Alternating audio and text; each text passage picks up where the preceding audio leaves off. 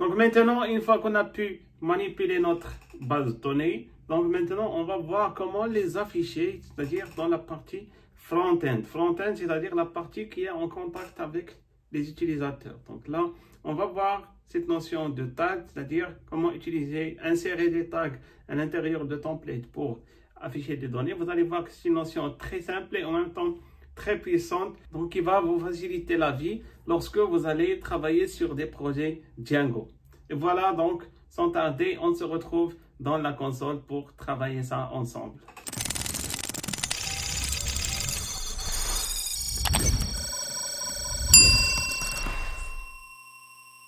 Maintenant, nous allons essayer d'afficher donc ce qu'on a dans notre base de données. Bon, ici l'interface qu'on a déjà créée, donc il y a un tableau ici pour les clients, ici un tableau pour les commandes. Donc on va essayer de voir comment afficher les commandes donc pour ceci, je reviens à mon code, donc mon environnement PyCharm. Donc ici, qu'est-ce qu'on a?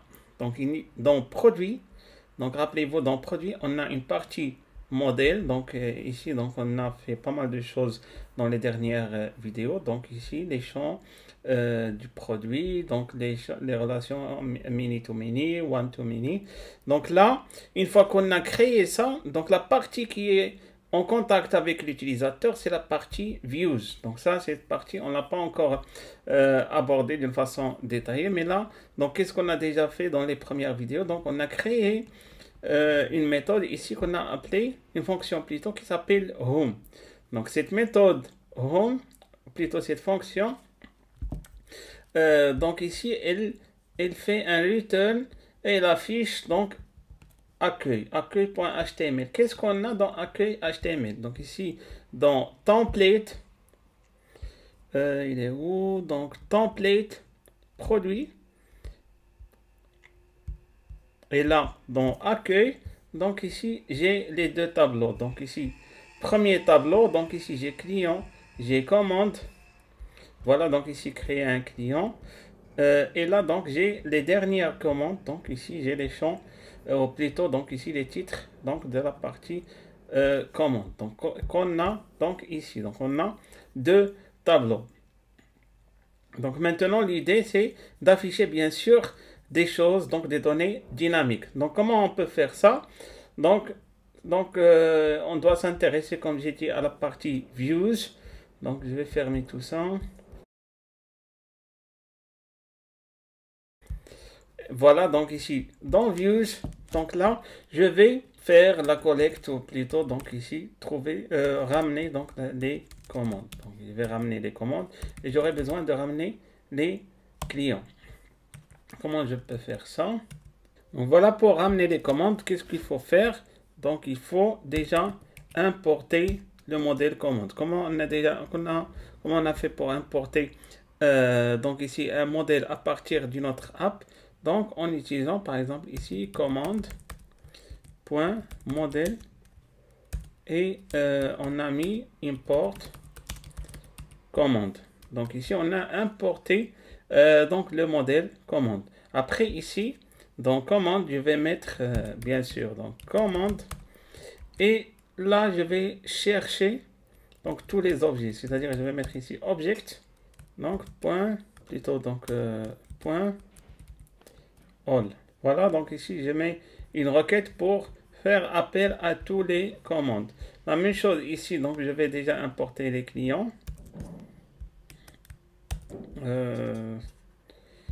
Voilà, donc ici je vais mettre la même chose, donc je vais importer le modèle client. Donc ici je vais mettre client.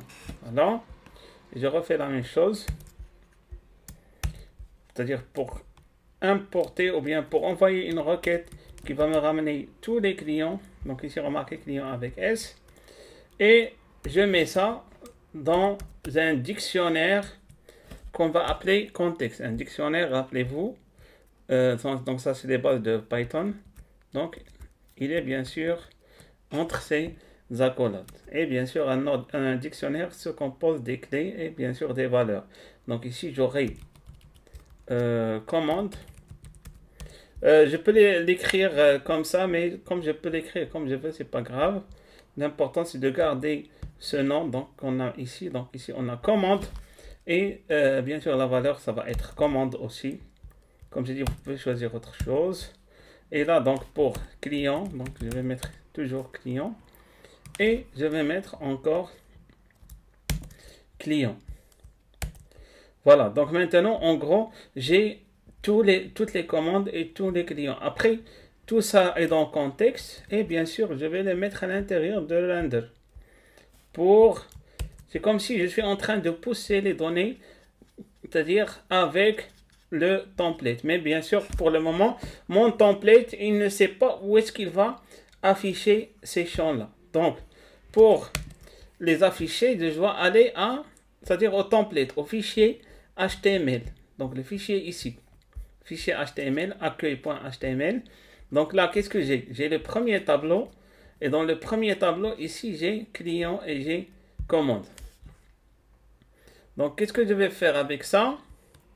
Donc, ici, je vais créer, normalement, ça va être une boucle pour que ça soit dynamique. Et là, donc, ce que je vais créer ici, donc ça, c'est pas c'est-à-dire un dictionnaire, mais là, je vais créer ce qu'on appelle un tag. Donc, le tag, donc c'est entre deux accolades et entre deux pourcentages. Bon, il y a deux types de tags. Donc, on a celui-là et on a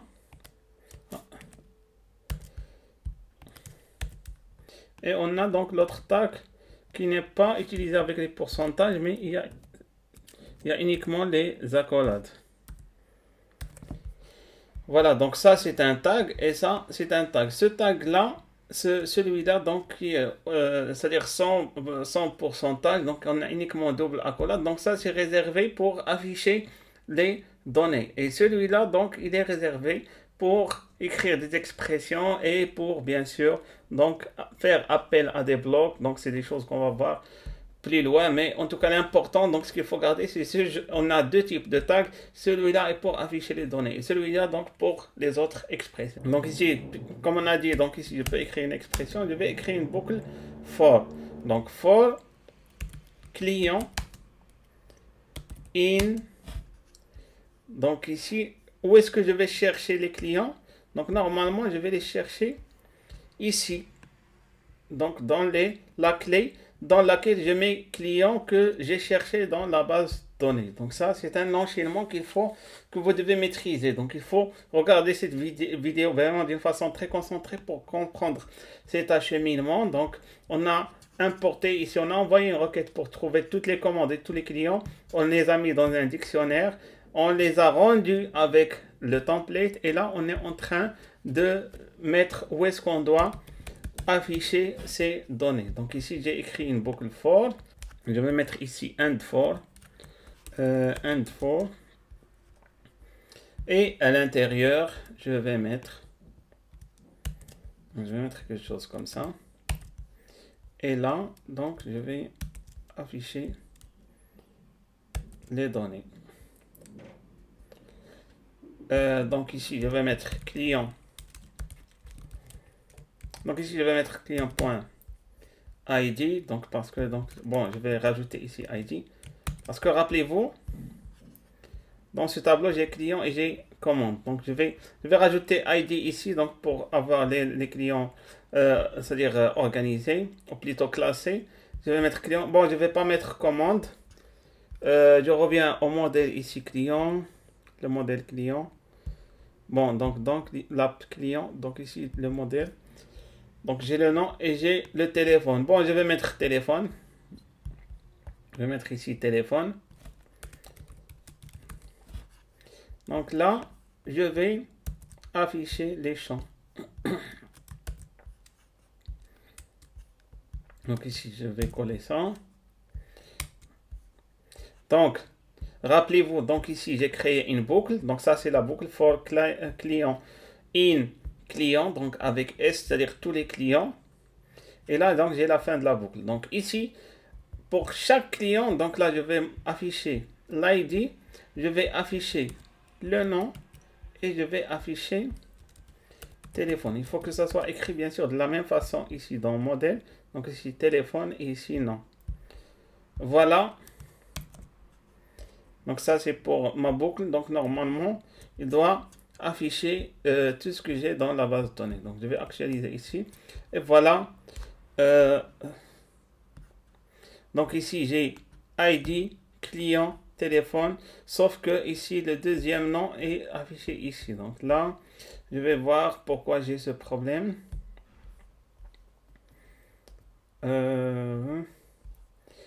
Oui, donc normalement, j'ai pas utilisé le TR ici. Voilà. TR pour marquer, c'est-à-dire la fin de chaque ligne. Voilà. Donc ici, donc ça c'est un élément. Donc on va voir maintenant donc comment les choses se passent. Bon, ça c'était des concepts HTML. Voilà, donc ici j'ai mon tableau. Donc ici j'ai ID, j'ai client. Bon, je vais supprimer ce S là. Le S, voilà. Donc, je vais actualiser.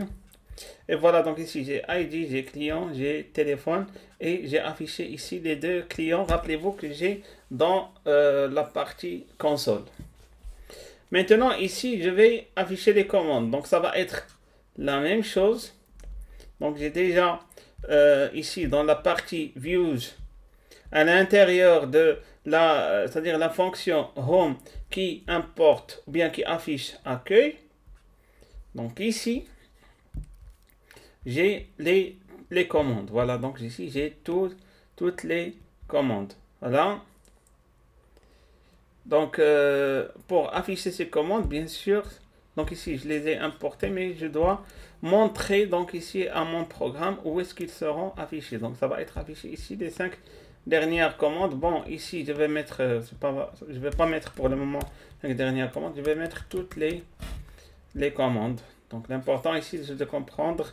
Après, donc, bien sûr, pour les filtres et tout, donc, je vais en parler plus tard. Voilà, donc ici, qu'est-ce que j'ai? J'ai produit. J'ai date de la commande, statut, mise à jour et c'est-à-dire supprimer. Donc là, je vais reprendre la même chose, c'est-à-dire je vais utiliser mon tag là et je vais mettre à l'intérieur une fonction for. Donc ici, dans table, donc ici, je vais mettre commande. Donc ici, commande in. Ça doit être écrit de la même façon dans contexte. Je reviens à contexte. Donc en contexte ici. Donc j'ai mis commande. Donc je vais copier ça. Et je vais le coller. Voilà. Donc ça va être commande avec S. Et je vais mettre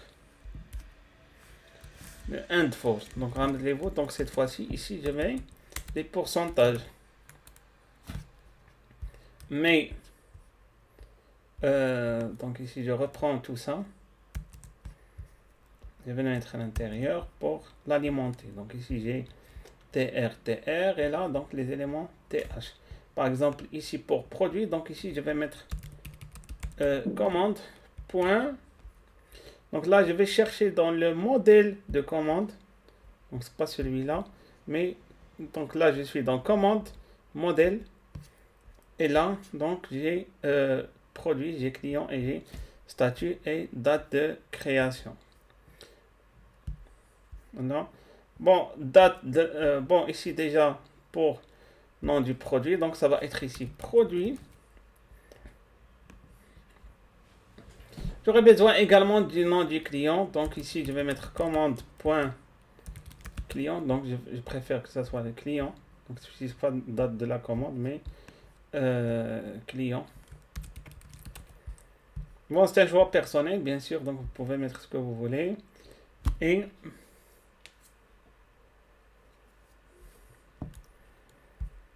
je vais mettre également la date.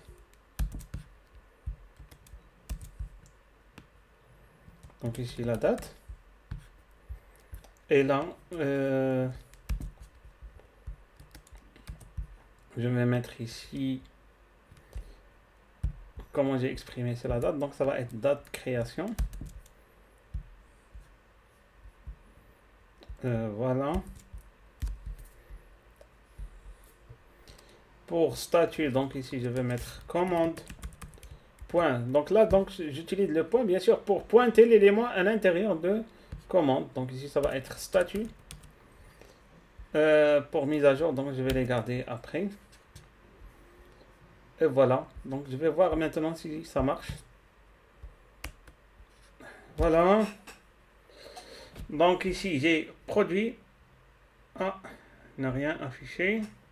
Oui, donc j'ai pas mis les tags. Oui, donc ça, je me suis trompé. Donc il faut mettre les tags, bien sûr, donc sinon ça va pas marcher. Voilà. Bon, je ne vais pas supprimer cette partie dans le montage. C'est important de faire ces erreurs-là pour connaître l'importance des tags. La même chose ici. Également là.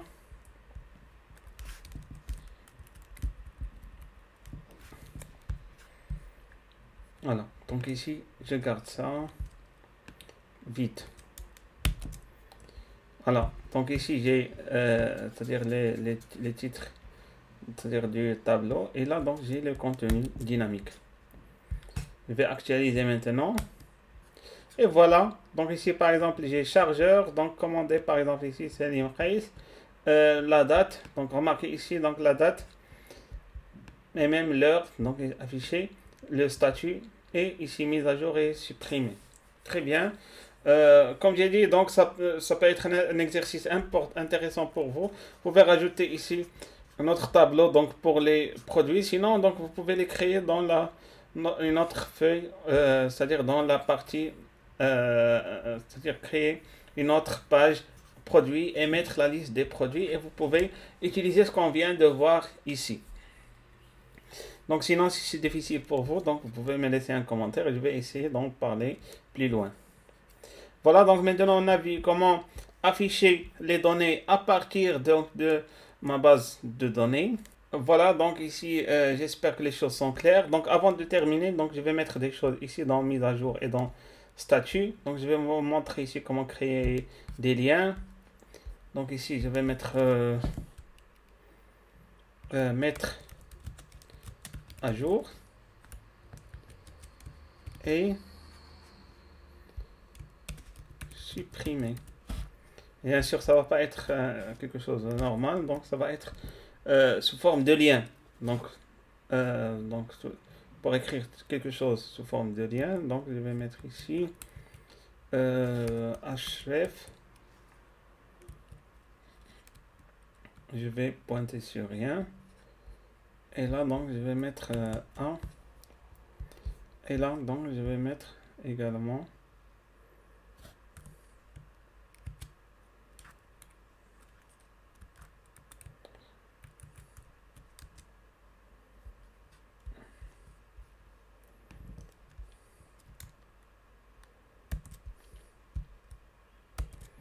on va mettre après le lien. Donc là, bon, c'est juste pour voir de quoi il a l'air. J'actualise. Et voilà, donc ici, j'ai mettre à jour et j'ai supprimé. Voilà. Après, donc, je vais mettre le lien pour voir comment modifier donc la commande. Et voilà, donc je m'arrête là pour cette vidéo dans laquelle on a pu afficher nos données. Et on se retrouve dans la prochaine vidéo. Merci.